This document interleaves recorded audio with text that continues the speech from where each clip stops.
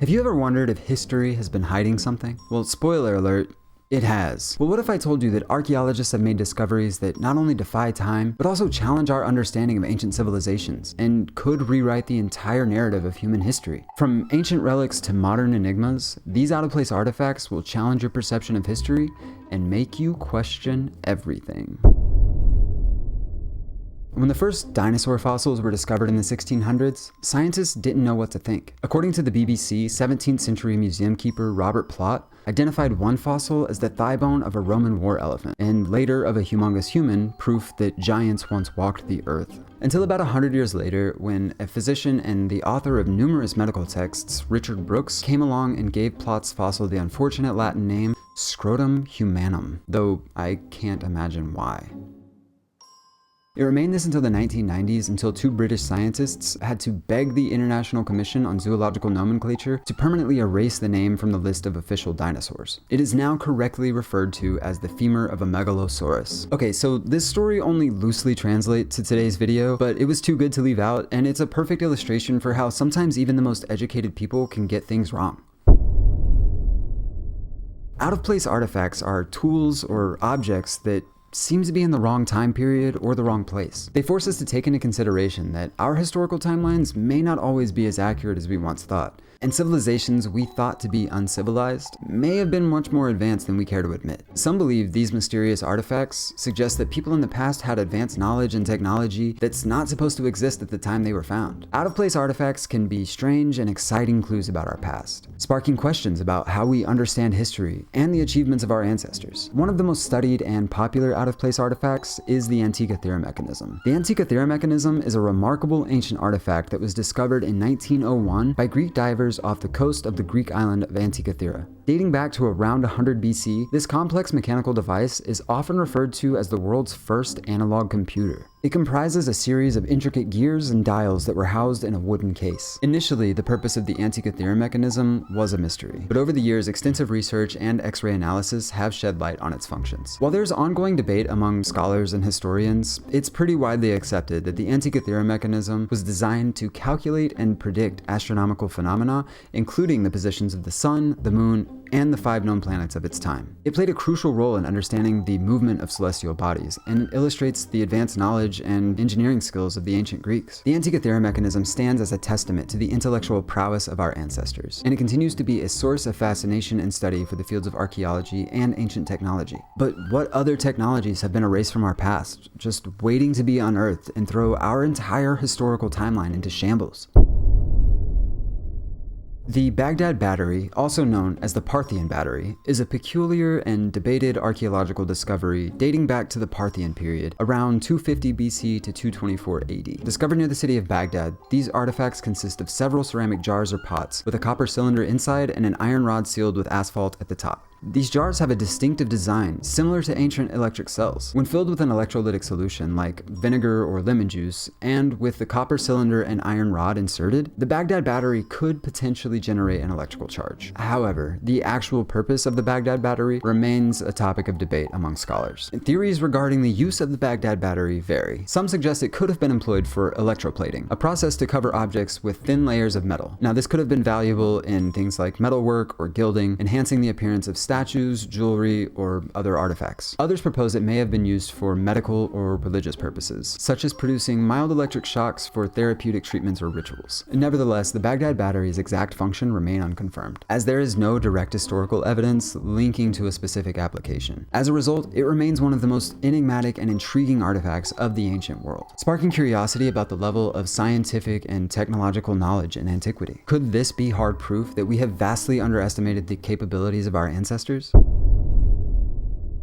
One of the most talked about books of the 20th century is one that nobody could read. The Voynich Manuscript is one of the most mysterious and undeciphered texts in the world. It's also one of the youngest artifacts on this list, with carbon dating placing its creation sometime in the 1400s. Named after the rare book dealer who discovered it in 1912, Wilfrid Voynich, the manuscript is filled with strange, intricate illustrations and a unique script that has baffled scholars, linguists, and cryptographers for decades. I myself have even stared at the pages for more time than I care to admit, wondering if I would be the one to eventually crack the code. I'm not. Comprised of 240 vellum pages, the book is divided into sections, each featuring detailed drawings of plants, astronomical diagrams, and unknown human-like figures. Vellum, you might be wondering, is similar to parchment, only it's made out of animal skin, so it's a much higher quality. Despite numerous attempts, the Voynich Manuscript remains undeciphered, and its origins, author, and purpose are all subjects of intense speculation. The script has eluded translation, and no other book that even resembles it has ever been found. Theories about its purpose range from a complex herbal or alchemical manual to an elaborate hoax. Some believe it contains encoded knowledge or secrets that were lost to time, while others suggest it could be a work of artistic or intellectual experimentation. An Egyptologist in Germany believes he's cracked the code and is in the process of deciphering it, but he says that could take decades. But he's also a TV producer making a TV show about the Voynich Manuscript, so take that as you will. Often referred to as the world's most mysterious book, the Voynich Manuscript continues to puzzle researchers, and it remains a fascinating yet undeciphered relic. If you'd like to pick up a copy and try to decipher it yourself, there's a link in the description of this video, but they're on paper, not vellum.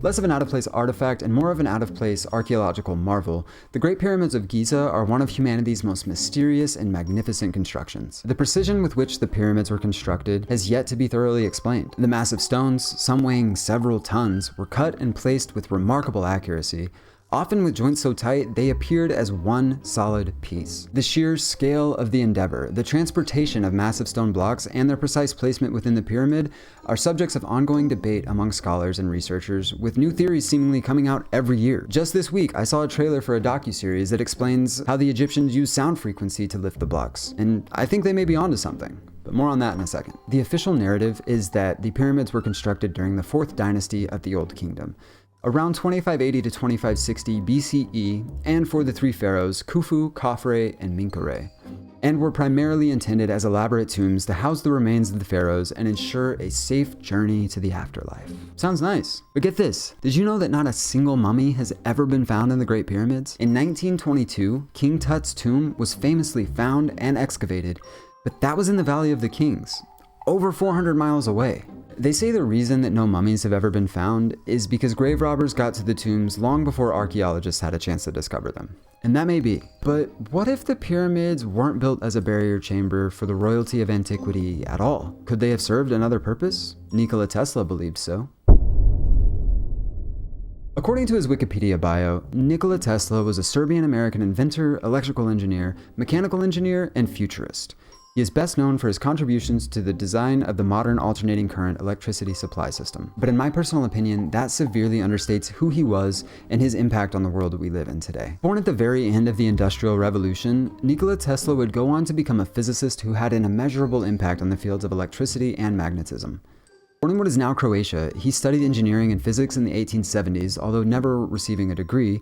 He went on to gain practical experience in the early 1880s, working in telephony and at Continental Edison. Continental Edison was one of Thomas Edison's early companies, and telephony is the field of technology involving the development, application, and deployment of telecommunications services, which would go on to invent the technology for the telephone, fax, and data, which means the internet at large. Tesla's prolific career included not only groundbreaking contributions to the alternating current electrical systems, but also, most famously, the development of the Tesla coil. But he also had numerous other inventions and innovations in electrical engineering. Tesla actually obtained around 300 patents worldwide for his inventions. His pioneering work laid the foundation for much of the modern power generation and distribution, and paved the way for the world's power infrastructure. Besides the many ideas that Tesla implemented and patented, he also had many other interests in varying fields of research, some pushing into the bounds of the esoteric. One of the most unusual was his preoccupation with the Great Pyramids. He believed they served a higher purpose and studied them until the day he died. But what did he find so alluring about the pyramids? He thought they might have been giant transmitters of energy, which just so happened to coincide with his theories around atmospheric energy. In 1905, Tesla filed a patent titled "The Art of Transmitting Electrical Energy Through the Natural Medium," outlining designs for a series of generators around the world which would tap the ionosphere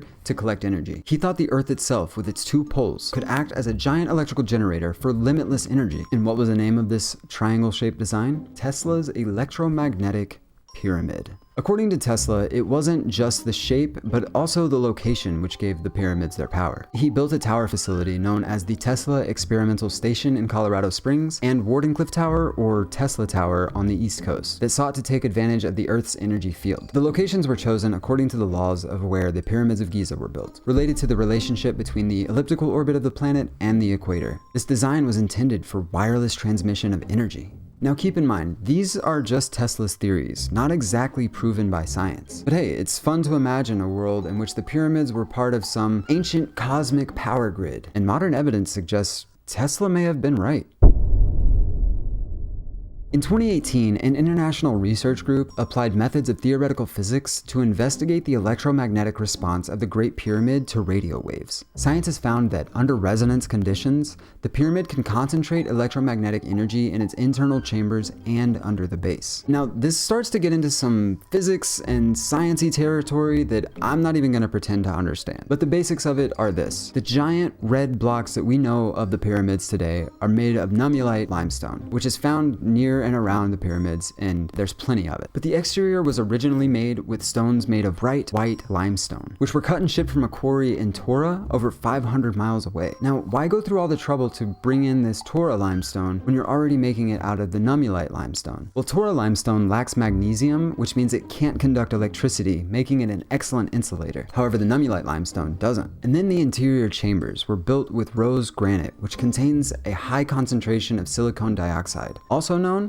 as quartz. Quartz and many other types of crystals actually have a really interesting and amazing property to them that somebody's probably tried to tell you about before, and you just brush them off as a crazy crystal lady. When quartz is moved or compressed, it creates piezoelectricity. Piezoelectricity, by definition, is the generation of electricity or of electric polarity in dielectric crystals subjected to mechanical stress, or the generation of stress in such crystals subjected to an applied voltage. Now, I don't really know a lot of those words, but basically what this means is if you add pressure to a quartz crystal, it can create its own electric charge. And conversely, if you use electricity on a quartz crystal, it can move or change shape entirely. And this is called piezoelectricity. And this isn't pseudoscience. This is a scientifically observable phenomenon that was discovered by French physicists almost 150 years ago. And because of this, quartz is used in all kinds of everyday electronics. Microphones, computers, even the phone in your hand right now. Barbecue lighters actually have a small hammer that strikes down on a tiny piece of quartz crystal that creates an electric charge,